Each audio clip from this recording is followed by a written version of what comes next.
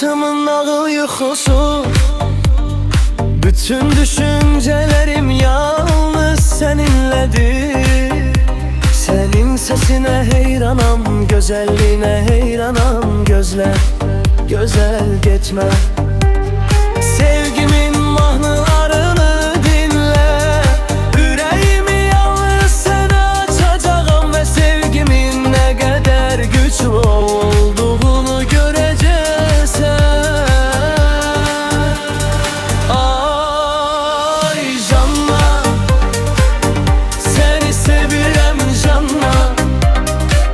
Benim canlam, yüreğimde yalnız sen canla.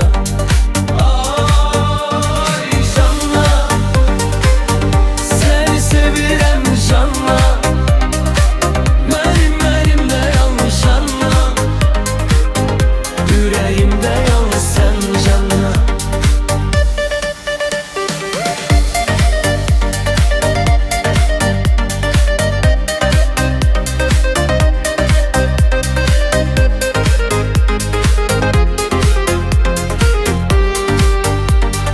Güzel gözlerinin parıltısı beni yüreğinde incit ve yanım ki başka hiç kim bizi ayırabilmez.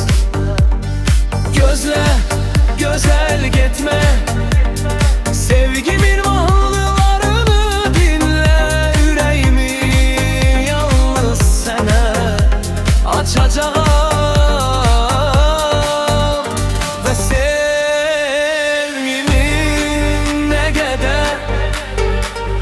Güçlü olduğunu göreceksin.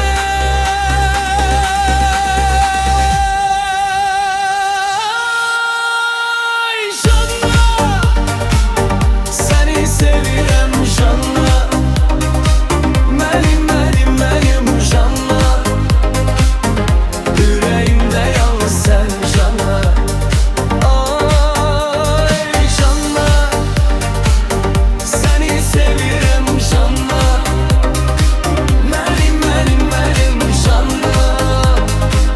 Kalbimde yalnız sen canla.